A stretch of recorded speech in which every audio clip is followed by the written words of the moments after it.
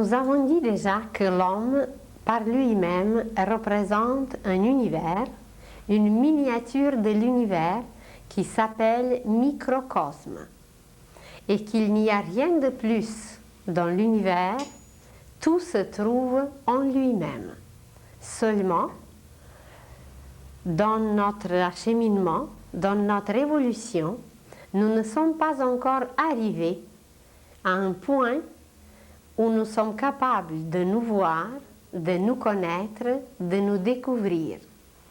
Mais présentement, nous commençons un travail extraordinaire qui nous permettra de nous découvrir, de savoir ce qui est en nous exactement et surtout de l'utiliser pour créer. J'ai vécu en Russie où je suis née et dans ce pays il y a beaucoup de contradictions. Et à travers tout ce qui se passe, je me suis posé toujours énormément de questions. Par exemple, il y a un langage populaire, il y a des traditions, il y a des fêtes que le peuple est habitué à suivre, à faire, à utiliser. Et de l'autre côté, il y a des règlements, il y a des choses à suivre qui sont présentées par tout ce qui est officiel aujourd'hui. Et il me paraissait qu'il y avait beaucoup de contradictions entre ces deux choses. Par exemple, le peuple utilise beaucoup les mots l'âme, Dieu, l'esprit. Et à l'école, il ne fallait jamais même pas mentionner non Dieu, car évidemment que la religion est séparée de l'État et ça n'existe pas. Ça existe officiellement pour certaines raisons, mais le peuple est très attaché aux traditions très anciennes et je me suis demandé, mais pourquoi ces mots existent si on ne les reconnaît pas, s'il n'y a aucune réalité qui est cachée derrière? Par exemple, pour appeler les enfants, on utilise le nom « mon âme ». Comme les Français disent « chérie », en Russie, on appelle « mon âme ». Alors je me suis toujours demandé, mais comment elle est cette âme? Où elle est? Pourquoi le mot existe si elle-même n'existe pas, on ne la reconnaît pas officiellement? Le mot esprit, le mot Dieu et beaucoup d'autres mots. Il y avait par exemple le ciel, avec toutes ses étoiles, avec tout ce qui est placé sur lui dans un ordre parfait.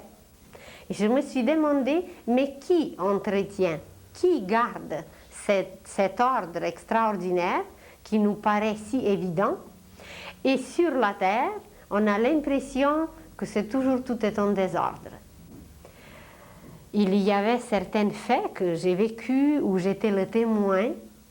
Il y avait par exemple des superstitions, il y avait la sorcellerie.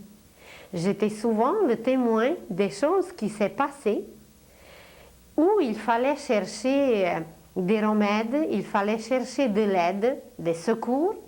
Par exemple, on disait que les méchants, les mauvais voisins pouvaient jeter le mauvais sort. Et j'étais le témoin, qu'est-ce que ce mauvais sort produisait? Il y avait le bétail qui mourait, il y avait les enfants qui pouvaient être malades, il y avait beaucoup d'autres choses désagréables qui étaient le résultat, soi-disant, du mauvais sort. De l'autre côté, il y avait des belles choses. Une femme jalouse qui a passé auprès d'un enfant, l'enfant est devenu bleu, il étouffait, il n'était presque pas vivant. Et alors on allait chercher une voisine qui était bonne, qui connaissait un peu certaines choses, qui disait quelques phrases, qui utilisait des braises avec l'eau bénite. Et l'enfant revenait, il reprenait ses couleurs, il reprenait la vie. Alors je me suis toujours demandé, mais comment ça marche? Quelle sorte de processus se passe que tout ce qui devient visible, qu'est-ce que précède ces processus et comment ça marche? Au sujet de l'âme, par exemple, je me suis questionnée très très souvent. On amenait dans les églises orthodoxes les décédés directement à l'église et le décédé était découvert. On chantait de très beaux chants et puis je regardais ces corps. Quelquefois, il y avait de très beaux corps qui reposaient vraiment en paix avec un presque sourire. Puis je me suis dit, mais pourquoi il est heureux? Et comment ça marche? Qu'est-ce que c'est qui est parti et qu'est-ce que c'est qui reste? J'avais des amis, par exemple, une fois, j'avais un ami qui est tombé sur une faux. Il s'est coupé le ventre et puis quelques instants après qu'on a joué, il n'était plus. Alors, ça m'a tellement impressionnée, je me suis questionnée, je me suis demandé, mais comment ça marche? C'était un bon ami, c'était extraordinaire, on jouait, on était joyeux, et hop, il tombe, et quelques instants après, il n'y a plus d'amis, pour toujours. Alors, toutes ces questions, je me suis demandé pourquoi certains morts, même certains morts sont heureux, et d'autres morts ne sont pas heureux. Leur expression est laide, ils donnent une impression des vrais morts. Alors, ensuite, il y avait des femmes qui venaient se confier quelquefois à ma mère, et puis qui parlaient, qui voulaient des enfants. D'autres avaient beaucoup d'enfants et ils ne voulaient pas.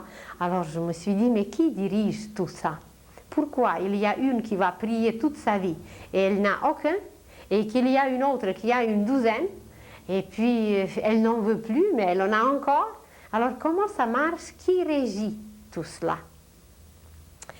Et ensuite, plus tard, j'ai lu en Tchécoslovaquie, dans un journal pour les jeunes, j'ai lu une série d'articles qui étaient écrits par un médecin gynécologue. Il a fait ses études en Égypte et il décrivait que d'après des connaissances des astres, après des calculs astrologiques, lui, il pouvait prédire, calculer, décrire, donner le moment précis de la conception. Pour un garçon, c'est un tel moment, pour une fille, c'est un autre moment. Et comme il était le membre de plusieurs sociétés médicales dans le monde, il était connu, alors il recevait des lettres de tous les pays du monde. Et dans ces articles, à la fin, il donnait toujours des exemples des femmes qui lui ont écrit comment ça s'est produit d'après ses calculs. Et j'étais fascinée par ces articles. Je me suis dit, quand même, toutes les naissances et tout ce qui se passe sur la Terre est régi par une force supérieure. On peut l'appeler les astres, mais derrière ces astres, il y a peut-être encore quelque chose qu'on ne connaît pas. Alors comment se fait-il qu'en Égypte, ça fait déjà des siècles et des siècles, on connaissait cette science magnifique qui, d'après les astres, pourrait prédire, peut décrire, peut donner des choses très, très réelles et que nous, on ne connaissait rien de cela. Il donnait des exemples d'une journaliste américaine qui a passé par les gynécologues, les médecins les plus célèbres et qui ont constaté qu'elle ne pourra jamais avoir des enfants. Et d'après les calculs de ce médecin, à 48 ans, elle avait son premier bébé. Il y avait une femme de l'Inde, l'épouse d'un millionnaire. Alors elle était en Angleterre où elle était soignée, elle était en Suisse où elle était soignée par des médecins les plus renommés. Et elle est retournée aux Indes parce qu'on a constaté qu'elle ne pourra jamais avoir des enfants. Et comme il s'agissait de l'héritage, il tenait aux héritiers. Alors à 36 ans, d'après les calculs de ce médecin, cette femme de l'Inde a mis au monde les triplets. Et mes questions ont continué ainsi. Je me disais, mais comment se fait-il qu'il y a des choses dont on ne veut pas se souvenir? Et ça nous revient, l'image nous revient, l'image nous harcèle. Et il y a d'autres choses qu'on a la difficulté, qu'on a besoin même à se souvenir pour les examens ou pour d'autres choses, il n'y a pas de moyens. On a essayé de toutes sortes de moyens, on a mis le livre sous l'oreiller, on a essayé d'étudier de toutes sortes de façons. Il n'y a pas de moyen de se souvenir et les choses quelquefois très désagréables, quelquefois des choses qu'on ne veut même pas voir, ça nous revient constamment à la mémoire. Et je me suis questionnée, mais comment ça marche? Quelle sorte de processus s'accomplit en nous pour que tout ce travail soit fait, pour que tout ce travail se fasse? Alors, pendant toute ma jeunesse, j'ai rêvé d'inventer un jour l'appareil qui peut photographier la pensée humaine. Je me suis dit, ça serait tellement simple, on verra ceux qui disent la vérité, on verra ceux qui sont les menteurs, on verra ceux qui sont les voleurs, et ça pourra tellement faciliter des choses, pas de justice, pas de loi, on fait une photo et puis c'est clair. Et aujourd'hui, avec un étonnement, on peut déjà constater que ces appareils merveilleux sont en nous, qu'on n'a même pas besoin de les inventer, que par ce qu'on dit aujourd'hui télépathie, qui est un tout petit commencement de lire, de voir la pensée humaine, que ces appareils sont en nous, que nous avons en nous une télévision, la radio, les ordinateurs, les choses les plus inimaginables. Alors, et pour la mémoire, et pour la pensée, et pour les prédictions, et pour tout ce qui se passe autour de nous, nous possédons des outils, des instruments, des appareils. Ensuite, il y avait tout un monde inconnu qui se présentait dans les rêves. Depuis mon enfance, j'avais des rêves, mais des rêves si extraordinaires, si inimaginables, que la moitié de la journée, je revivais mes rêves et je me suis demandé, mais où se trouvent ces mondes? De quoi sont-ils composés, qu'ils sont si beaux, qu'ils sont si extraordinaires, et comment les ramener ici? Comment les vivre à la longue? Comment les rapprocher de notre monde? Et petit à petit, à travers la lecture, à travers les recherches, par exemple, plus tard, j'ai lu une série de volumes, 56 volumes sur la vie des génies. Et dans ces volumes, j'ai découvert beaucoup de correspondances avec mes rêves. Il y avait des mathématiciens, des chimistes qui recevaient des formules les plus inimaginables dans des rêves. Et quelquefois, ils se réveillaient même la nuit pour les écrire immédiatement. D'autres, comme des peintres, ils décrivaient des états d'un demi-rêve, de quelque chose qui leur permettait de capter toutes les images qu'ils faisaient ensuite en peinture. J'ai lu une série de livres sur la vie des saints et je me suis demandé, mais comment se fait-il que ces êtres étaient si extraordinaires qu'extérieurement, physiquement, quelquefois très faibles, très petits, très menus, qui combattaient le diable avec une force et avec une puissance. Je me suis dit, mais j'aimerais moi aussi faire tout ça.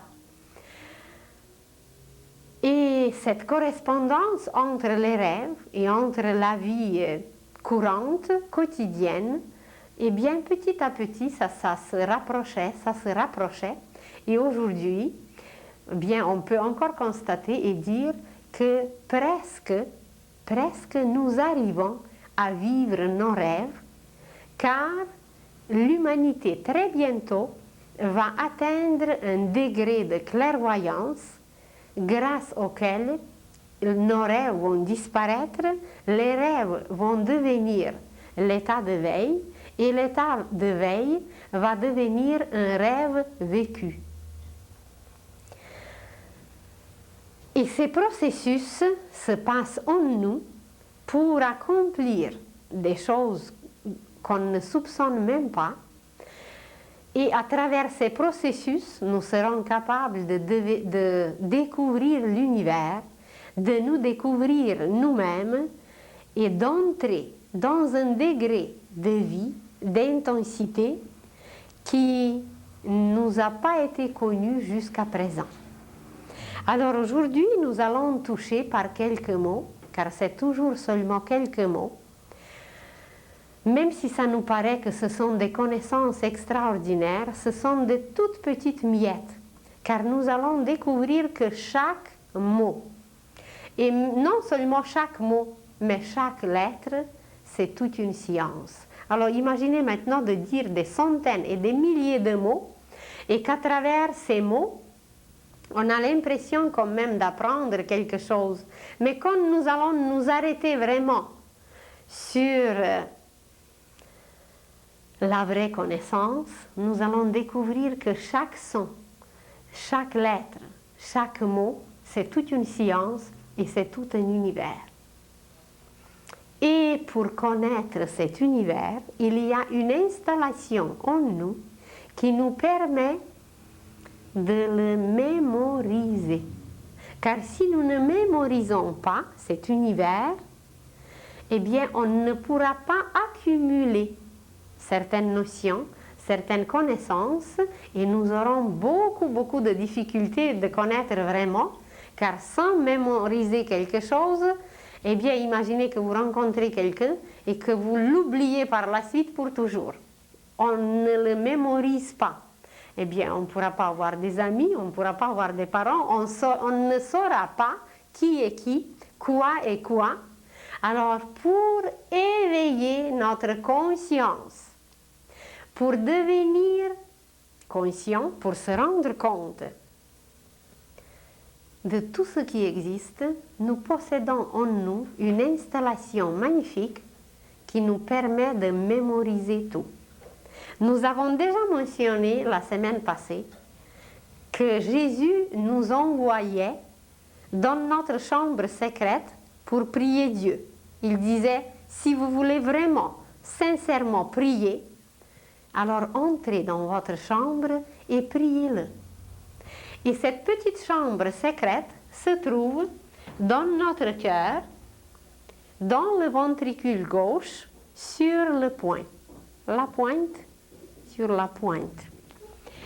Et cette petite installation, c'est un ruban qui est comparable au ruban qu'on utilise aujourd'hui pour les enregistrements. Seulement ce ruban n'a pas de fin. Et il est fait d'une matière éthérique qui peut se rallonger et se rétrécir. Et sur ce ruban qui se trouve dans notre cœur, sur ce ruban, tout s'enregistre. Imaginez que vous êtes en train de marcher ou de parler avec votre ami, avec quelqu'un dans la rue, et il y a un autre ami qui passe à côté et qui vous salue, mais vous ne l'avez pas vu. Mais ça ne fait rien, son salut, sa pensée, son sentiment, tout s'est enregistré sur ce ruban, sur cette petite bobine, qui fonctionne sans cesse dans notre cœur. Cet atome germe, cet atome permanent, il est vraiment comme une petite bobine qui tourne et qui enregistre absolument tout. Imaginez que quelqu'un a passé plusieurs années dans l'hôpital, dans le coma, beaucoup de temps. Et malgré qu'il était dans l'état de coma, tout ce qui s'est passé autour, tous ceux qui lui ont exprimé l'amour, tous ceux qui lui ont exprimé quoi que ce soit, alors ça s'est enregistré sur ce ruban.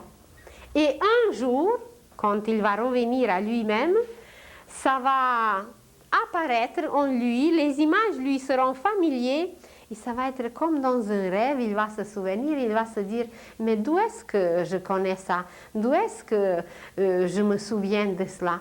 Eh bien, c'est de ce petit ruban qui enregistre absolument tout. Imaginez que quelqu'un même peut tomber dans un sommeil léthargique pour une vingtaine d'années. Et pendant ces 20 ans, il y avait des enregistrements, la fille a pu recevoir les fleurs, la fille a pu recevoir ses amis, ses parents, les infirmiers, les médecins, tout le monde qui a passé à côté, non seulement physiquement, mais surtout leurs sentiments, leurs pensées, tout s'est enregistré sur ce petit ruban magique qui tourne à partir du premier souffle jusqu'au dernier soupir, il n'arrête jamais. Et quand les images de ce ruban qui se sont enregistrées comme dans un film, vous allez au cinéma, tout a été enregistré déjà auparavant, tout a été déjà préparé auparavant, et il y a en arrière une chambre secrète où le public n'entre pas, et de cette chambre secrète, à travers 2 petites ouvertures, quelquefois 4, il y a une projection qui se fait. Et sur quoi elle se fait cette projection? Eh bien, sur un écran. Et en nous, c'est la même projection qui se fait, c'est le même processus qui se fait, et l'écran, c'est notre cerveau. Nous allons parler plus tard de quoi, comment notre cerveau est composé. Alors, sur notre cerveau se projettent les images de notre bobine, de notre ruban, et c'est quand cette image est claire, qui s'est projetée sur notre cerveau, sur notre écran, quand l'écran est correct et quand la projection est correcte, eh bien, nous nous souvenons.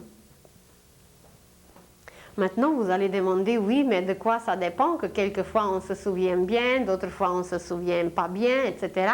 Eh bien, ça dépend de beaucoup de choses. Nous entrerons plus tard dans des détails, mais maintenant on va s'arrêter juste généralement pour nous donner une idée comment cette mémoire marche, quelle sorte de processus se passe.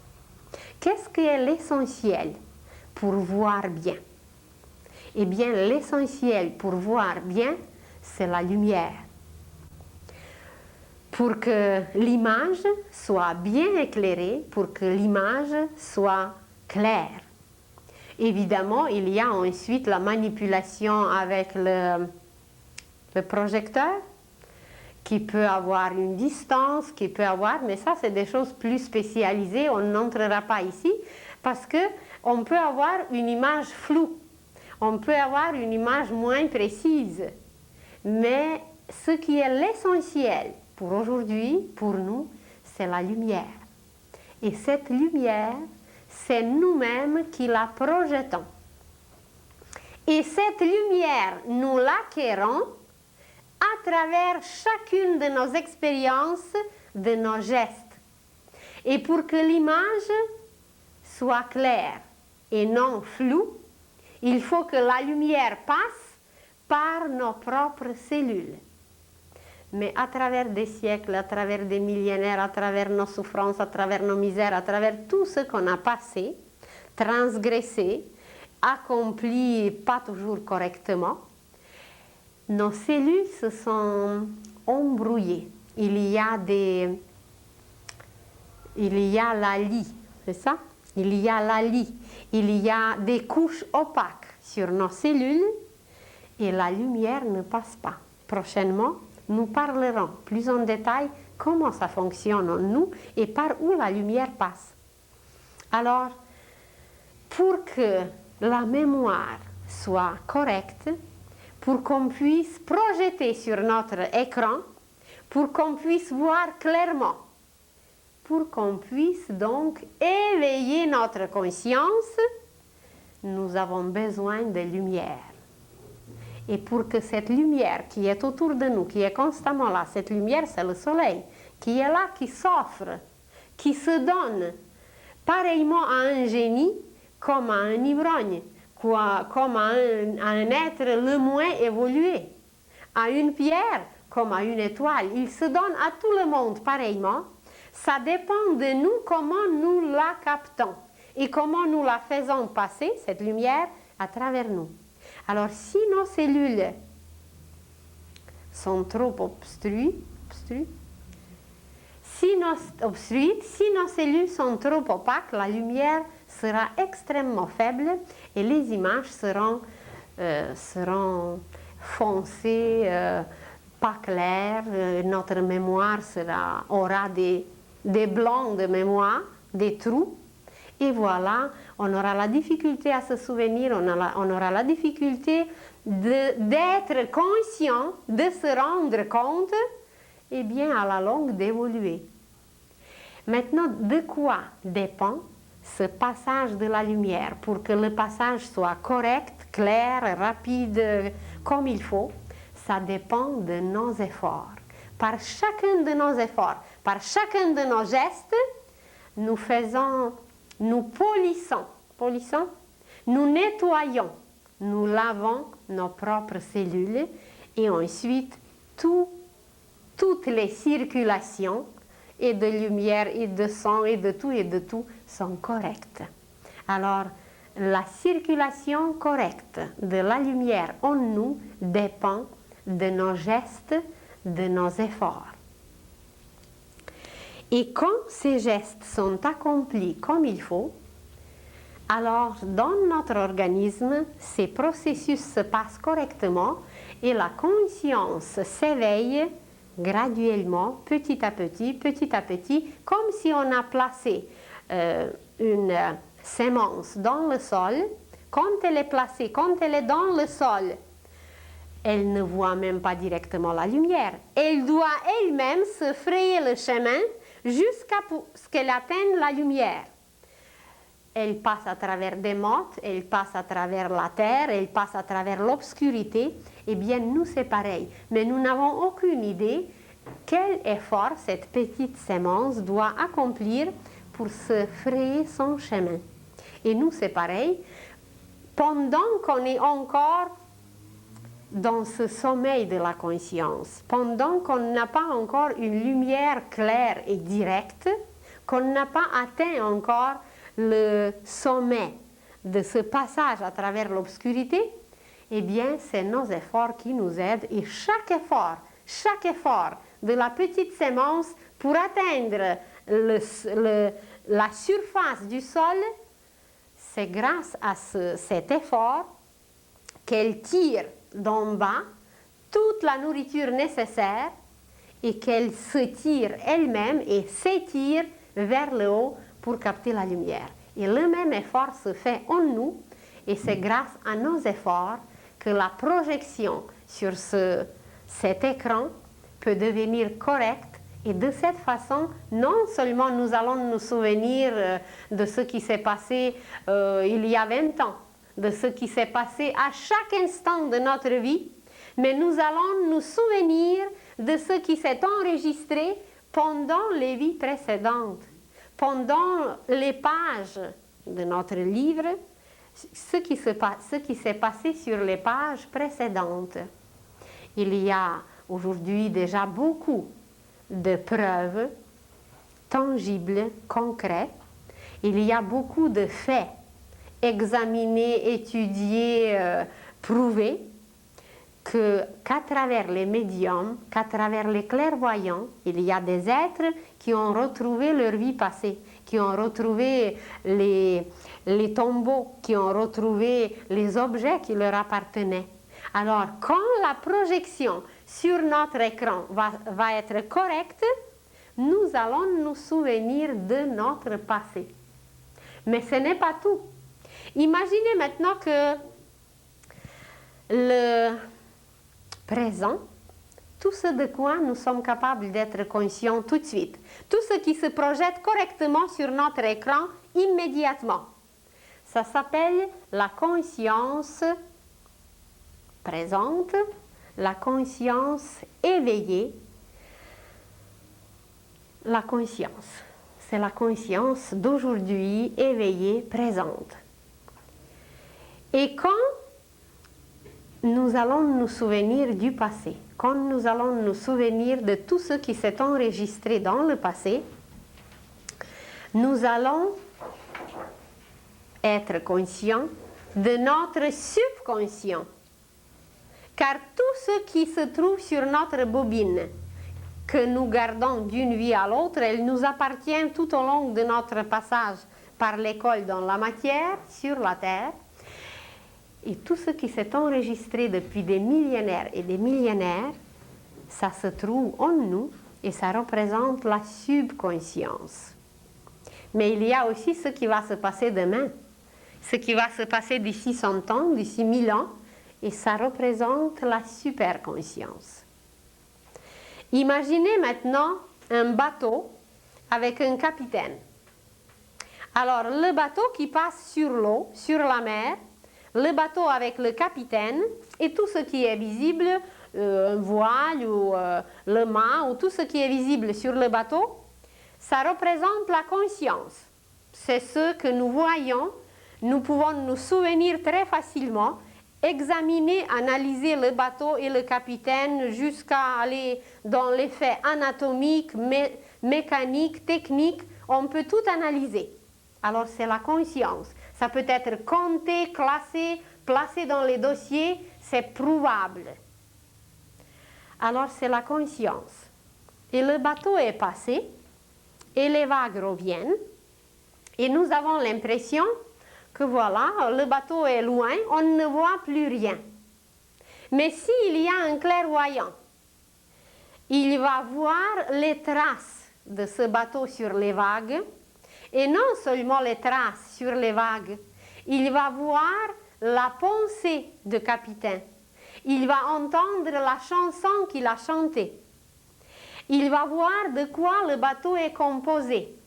Il va voir du bois ou le métal, d'où il provient, qui compose le bateau.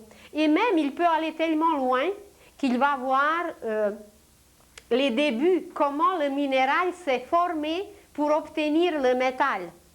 Comment ce bois était, comment cet arbre ou ces arbres étaient sémés. Il peut aller dans les racines des racines, dans les causes des causes, très très très loin. Alors comment se fait-il maintenant que voilà, la conscience n'est plus là, la projection ne se fait pas parce que le bateau, on ne le voit plus, mais il y a des images et des images à l'infini qui sont enregistrées là seulement grâce au passage de ce bateau. Le bateau a passé juste une fois et cet enregistrement qui est resté, il nous découvre l'histoire et du capitaine et du bateau et des matériaux utilisés et l'état présent, l'état dans lequel le capitaine se trouvait. Mais non seulement ça, si c'est un bon clairvoyant, si c'est un initié, il va voir des vies passées de ce capitaine. Il peut aller jusqu'à voir son âme, jusqu'à voir l'âme de cet arbre ou l'âme de ce minéral qui a donné le métal, les métaux utilisés. Ça peut aller très très loin. Et voilà, ce qui est lointain, ce qui s'est enregistré grâce à ce passage, ou qui nous permet plutôt de détecter le reste, ça représente la subconscience. Et pour le saisir plus clairement, imaginez encore capitaine avec le bateau, c'est la conscience, et l'eau, c'est la subconscience. Donc, c'est la mémoire subconsciente. C'est ces vagues qui étaient touchées par le bateau qui nous permettent d'évoquer, de puiser toutes ces images du passé qui sont là, qui sont toujours présentes comme cette eau qui est là. Ce n'est pas nécessaire de prendre l'image de l'eau. On peut prendre l'image même de la terre. Vous savez très bien que dans les choses qui sont liées à la recherche détective, on utilise le chien qui a un flair très développé. Et comment se fait-il que le voleur, où il a passé, il n'est plus? Pour nous les humains, c'est impossible de le trouver. Le voleur n'est plus là, mais on amène le chien et il n'y a rien de visible. Alors comment se fait-il que ce chien, d'après ses appareils du flair, peut détecter où le voleur s'est caché, par où il a passé, où il est allé? Donc il y a des traces, il y a des sillons qui ont resté, et ces sillons sont remplis d'images, quelquefois tellement subtiles que nos 5 sens ne sont pas capables de les trouver. Vous allez dire, mais est-ce que le chien est plus intelligent que nous? Pas nécessairement. C'est qu'il y a en lui un instinct qui est très aigu, qui est très développé, et chez nous, cet instinct était remplacé par des choses beaucoup plus valeureuses, beaucoup plus grandes, mais qu'aujourd'hui, ces choses valeureuses, ces acquisitions sont un peu dispersées. Ce n'est pas encore concentré, nos appareils ne sont pas utilisés. Et en plus, le chien est guidé par son âme groupe, alors comme des abeilles ou comme des hirondelles qui reviennent dans les mêmes endroits sans se perdre. Tandis que nous, on va 2 coins de rue plus loin et on est capable de se perdre. C'est qu'ils sont guidés par leur âme. Alors, la subconscience, c'est un monde d'une richesse insoupçonnable. Imaginez maintenant que non seulement dans cette eau, dans cet océan, par où le bateau est passé, par où la conscience passe, c'est que non seulement le passé du capitaine se trouve, c'est enregistré, non seulement la composition du bateau, l'histoire de l'arbre, des métaux, etc., mais il y a la vie même de l'océan, il y a la vie même de la mer, il y a la composition d'eau. Et nous ne savons pas encore détecter les sons, la musique, la mélodie de tout cela.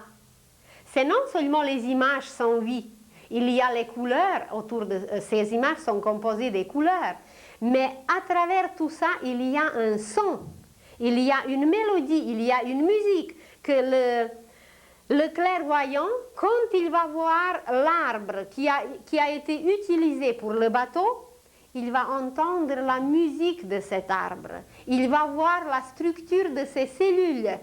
Il va entendre la musique de chaque goutte de cette mer. Car la mer, on entend les bruits de la mer. Et tout le monde aime les bruits de la mer. Mais nous disons les bruits parce qu'en nous-mêmes, il existe encore des bruits. En réalité, c'est une musique, c'est une mélodie. C'est une mélodie composée d'une symphonie parce que chaque goutte, non seulement chaque goutte, mais chaque petite particule, la plus petite particule de tout chante. Émet son son. Son son, ça s'écrit 2 fois pareil. Alors, à travers ce son, il y a encore des choses et des choses à découvrir et à détecter à l'infini. Mais cette subconscience, ce n'est pas tout. C'est que le clairvoyant va voir en même temps où le bateau est allé. Il va voir le port où il va... Qu'est-ce que fait le bateau? Accoster. Alors, où le bateau va accoster. Il va voir que ce capitaine va se marier dans 2 ans. Il va voir les noces. Il va voir la jeune mariée. Il va entendre encore la musique, les chansons. Il va voir non seulement son avenir présent. Présent, ça veut dire dans cette vie. Mais il peut voir tout son avenir d'ici des millénaires. Et cet avenir, qui englobe en même temps le passé, parce qu'en réalité, ça fait un tout, c'est la superconscience.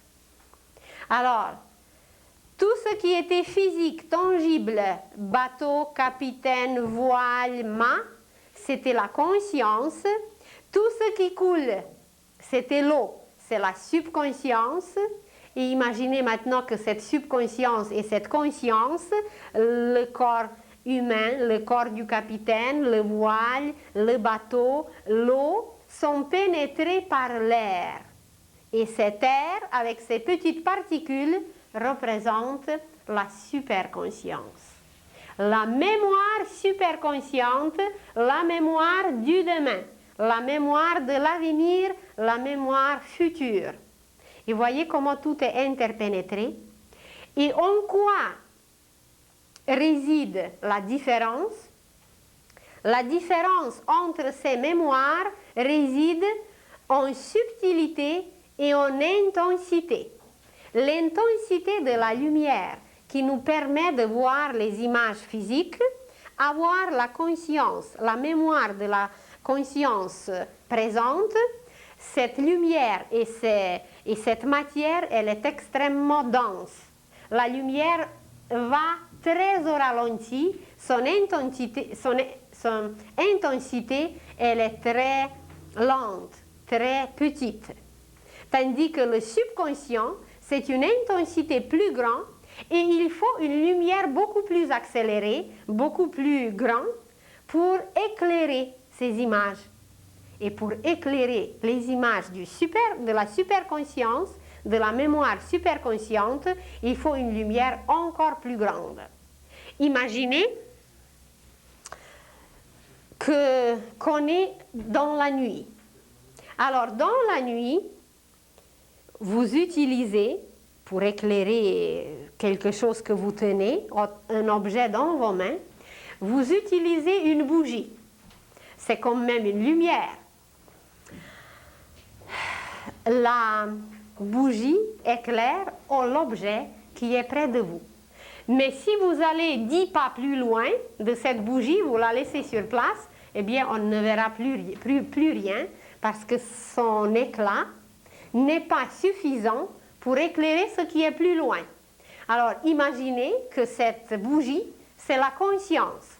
Notre conscience présente, notre mémoire consciente, c'est l'éclat, c'est la lumière d'une bougie.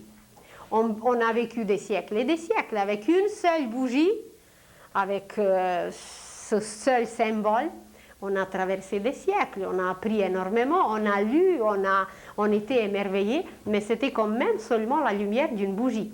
Alors la mémoire consciente qui nous permet de projeter les images sur l'écran du cerveau, eh bien on se sert d'une bougie. Vous savez comment elle est fragile. Dès qu'il y a un coup de vent, il n'y a plus de bougie. Alors nous, c'est pareil. Notre lumière intérieure, elle est tellement peu stable, elle est tellement fragile, elle est tellement faible que n'importe quel vent, n'importe quel événement qui est un peu plus dur, cet événement qui produit un vent, et voilà, la lumière s'éteint, on ne voit plus rien, on ne sait plus quoi faire, on est dans des problèmes de par-dessus de la tête parce qu'on n'a pas de lumière pour éclairer, pour voir où est la cause, pourquoi c'est ainsi. Alors nous nous servons symboliquement, dans la mémoire présente, nous nous servons d'une bougie. Mais imaginez maintenant que l'humanité a découvert l'électricité. Et en plus, cette électricité a existé depuis des siècles et des siècles dans les rivières. Les rivières contenaient l'électricité qu'on transforme aujourd'hui. Cette énergie des rivières, on la transforme en électricité. Mais l'électricité éclaire toutes les villes. L'électricité éclaire aujourd'hui énormément. Elle nous permet d'avoir des usines à l'électricité, des choses merveilleuses et de produire très rapidement. Alors c'est absolument incomparable. La lumière d'une bougie qui est quand même extraordinaire s'il n'y a rien d'autre. Mais imaginez toute la ville éclairée et en plus en couleur. Et en plus, comme toutes les belles villes, grandes villes sont au bord des fleuves ou des rivières, toute cette lumière se reflète dans l'eau. Alors vous voyez une lumière double. La ville éclairée et le reflet qui est superbe. Alors, la mémoire subconsciente peut être comparée avec cette électricité qui éclaire beaucoup, qui est très intense, qu'on peut la voir jour et nuit. On peut constamment la voir, mais il y a quand même des pannes d'électricité, quelquefois. Alors même avec la mémoire subconsciente, on ne réussit pas toujours à voir tout parce qu'il y a des pannes, parce qu'on peut manquer de sources, parce que le barrage peut s'effondrer, parce qu'il y a d'autres causes. Alors même avec cette lumière, on n'est pas si certain, on n'est pas si sûr, parce qu'elle n'est pas continuelle, elle n'est pas intense, elle n'est pas constante.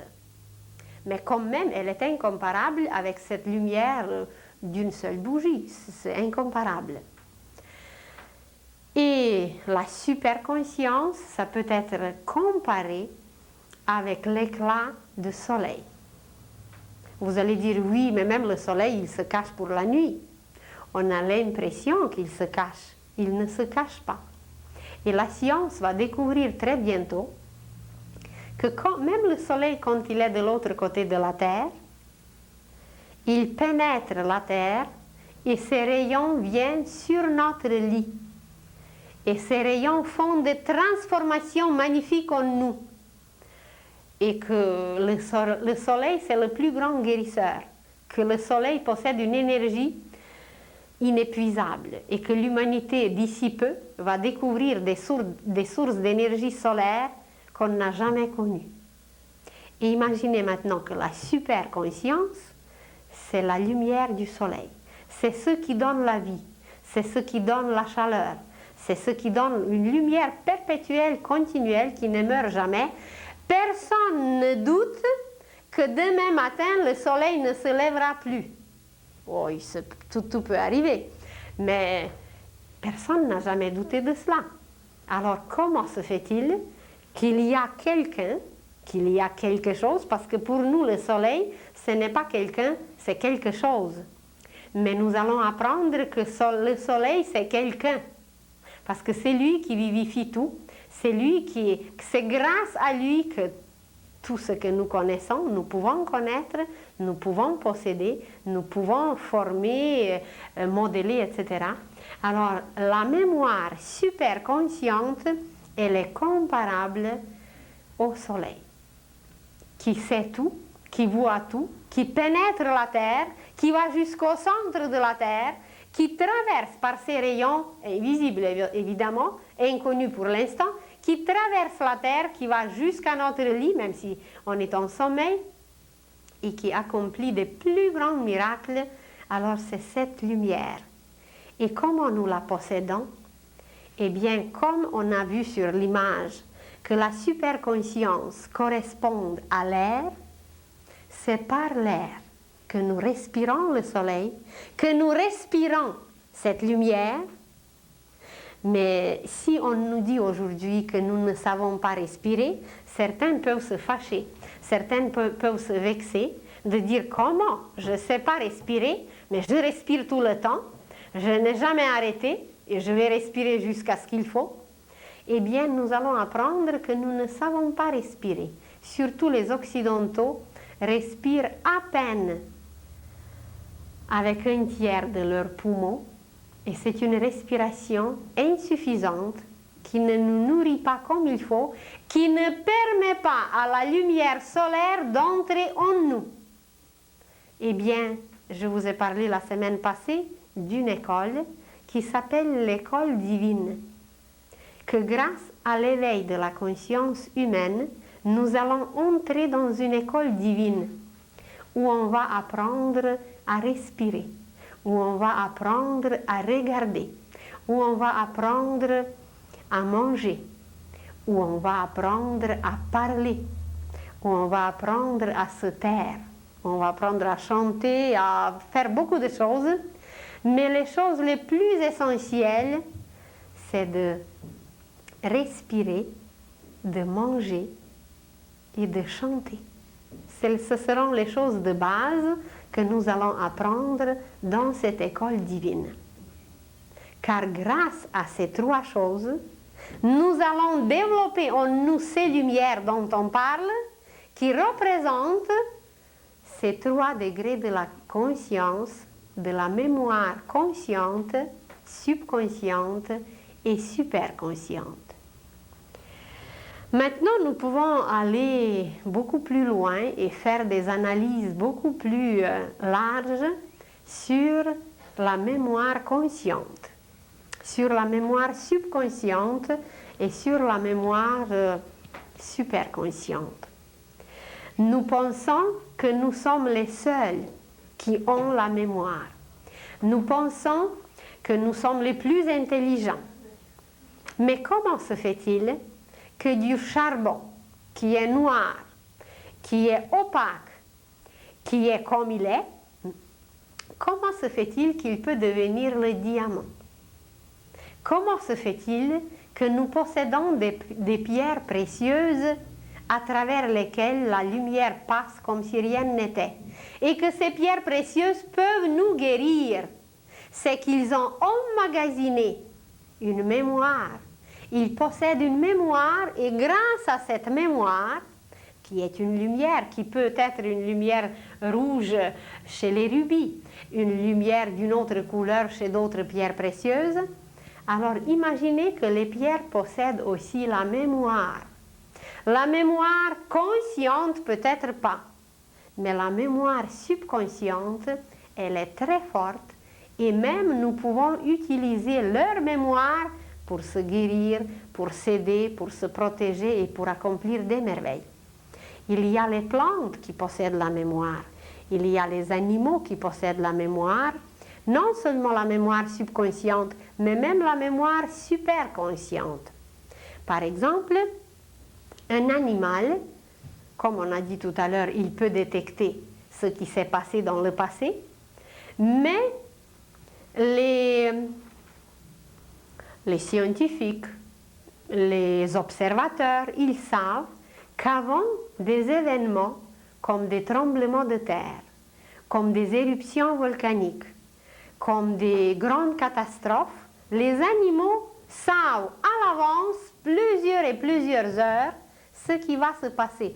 Ils ne voient pas l'image, évidemment, mais ils ressentent, ils savent. C'est qu'ils captent quelques particules de la mémoire superconsciente parce qu'ils savent ce qui va se passer dans l'avenir. Il y a évidemment des humains aussi qui le savent. C'est qu'ils peuvent entrer, qu'ils peuvent lire, que leur lumière est suffisante pour éclairer les images futures et c'est de cette façon qu'ils peuvent capter, voir les images de l'avenir. Alors nous pouvons parler de beaucoup de choses très intéressantes qui sont liées à la mémoire, mais il faut que nous soyons conscients que nous possédons tout pour projeter les images du passé, car en réalité, tout est ou le passé ou le futur.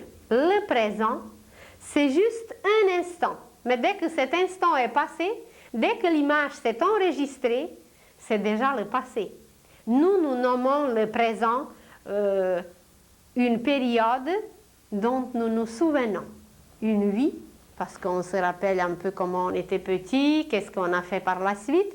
Alors pour nous, c'est le présent, mais en réalité c'est le passé. Le présent, c'est tellement mince, c'est tellement court qu'il n'existe presque pas. Il passe déjà dans le passé, à l'instant même, et ce qui n'est pas encore arrivé, donc c'est l'avenir. Alors, nous possédons en nous toutes les images nécessaires, et du passé et de l'avenir. Nous possédons en nous tous les appareils nécessaires pour faire la projection. Ce qui nous manque, c'est la lumière. Et pour l'acquérir, c'est qu'il faut la chercher, c'est qu'il faut la prendre. Imaginez qu'il y a des installations d'électricité partout, de lumière partout. Mais pour l'avoir, il faut faire un geste pour l'allumer. Si vous voulez avoir de l'eau, eh bien, vous avez un vase, un récipient, un calice en or. Vous pouvez avoir des robinets en or, mais si vous ne faites pas le geste pour l'ouvrir, eh bien, on mourra de soif, malgré tout or et tout ce qu'on a eu. Alors, qu'est-ce que nous permet d'avoir la lumière pour la projeter, pour l'utiliser, pour éclairer ce qui existe en nous? Eh bien, c'est la lumière. Et le travail qui nous attend, le travail le plus nécessaire, le travail le plus urgent, c'est d'acquérir la lumière. Comment? Eh bien, c'est cette série de conférences qui nous permettra de toucher un peu, de découvrir un peu comment accumuler la lumière, comment la garder en nous et comment l'utiliser pour voir le passé, pour voir l'avenir, pour utiliser la mémoire consciente, superconsciente et subconsciente. Et alors, les appareils les plus merveilleux sont en nous, mais c'est à nous de les utiliser. Même pour accumuler les énergies de lumière, tout est déjà placé en nous, mais il y a certains qui sont un peu rouillés, il y a d'autres où ça ne fonctionne pas parce qu'il n'y a pas de connexion, il y a quelque chose qui manque. Mais dès que nous allons tout placer comme il faut, alors la mémoire consciente, subconsciente et superconsciente vont fonctionner à merveille.